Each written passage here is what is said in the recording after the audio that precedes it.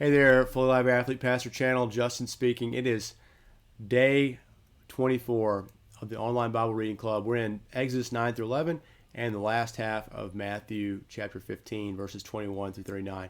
Well, a few things you got to know here. We're in the second half of the plagues on Egypt, and the story here is Egypt has been oppressing Israel. They have enslaved God's people for many years, and Moses' life has been brought providentially to the point where he is going to set the people free according to God's calling. So the first 40 years of his life were preparation in Pharaoh's house, and then 40 years in exile, and then God calls him to the burning bush to take Israel out by signs. And well, we've seen the first four. Now we're going to see 5 through 9.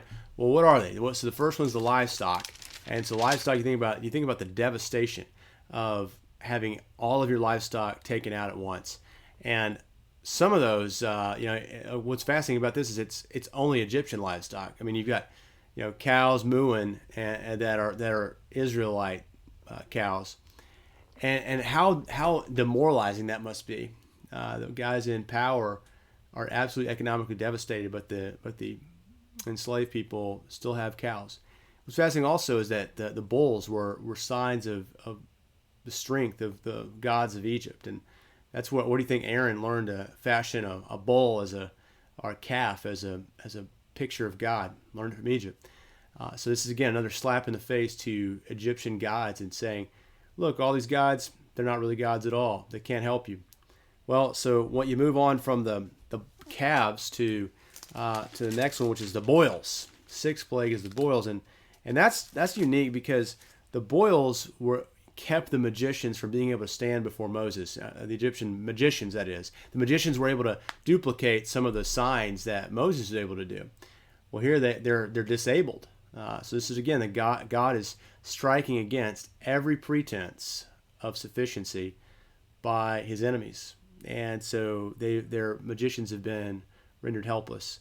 And then to show forth the most powerful man, how weak he is, you see hail coming down and thunder and lightning, and God has this light show in the sky, and Pharaoh is wailing, help me, Moses, help me, Moses. Like, get rid of it. Pray to God, rescue us. And he does. And Pharaoh doesn't listen again. His heart's hardened. He hardens his heart. He turns away from his promises and reneges again. Then you've got the locust, all their fields, all that grows in their land was devastated. And again, you think, well, surely he'll turn the people over and let them get out of there. His whole kingdom is being wrecked.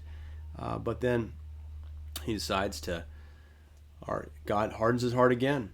And so that's the way. I mean, God is literally driving away locusts now that have come upon his land. And Pharaoh, once they're gone, he turns his back again on what God's called him to do.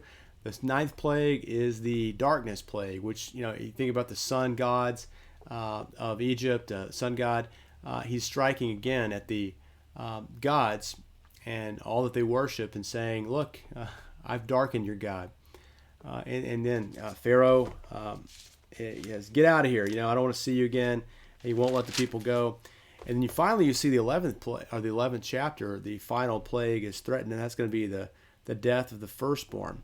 And he even says there that, what's fascinating about this is the firstborn is going to die of all the Egyptians. But all those that are covered in the Passover, the Israelites, are going to live. And what's fascinating about the son of Pharaoh is he's the royal son. And he has the right to divinity, the right to the throne. But what's going to happen is the symbol of the royalty, the gold that he would wear, will be worn by Israelites as they're going through the Red Sea.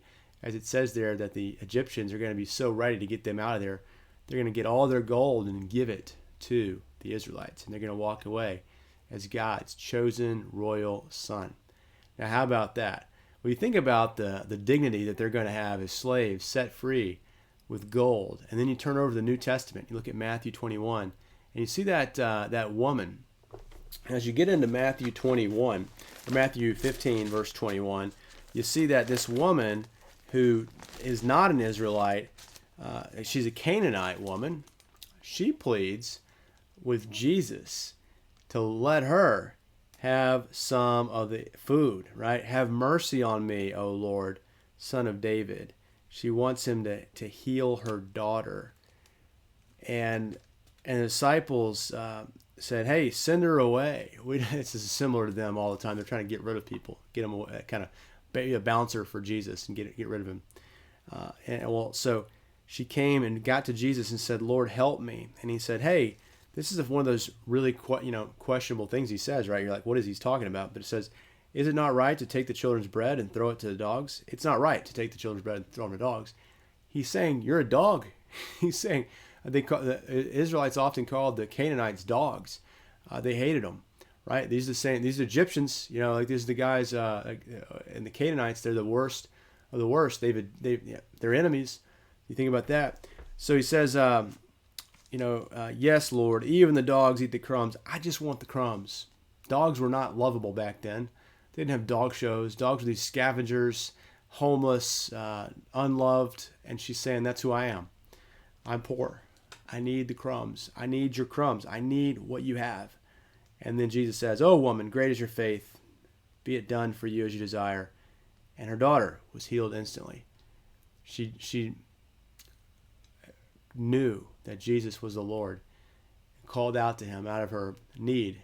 And she's like the slave who is now going to be wearing gold, going through the Red Sea, going through death to life. This is the mercy of God for those who know the need. And that's the hallmark of Christianity. That's the gospel.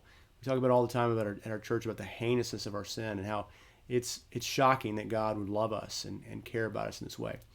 And you see that demonstrated in this text. Well, that's all we got for today. I hope that you enjoy your time reading the Bible with us today. And we'll see you next time for day 25. God bless.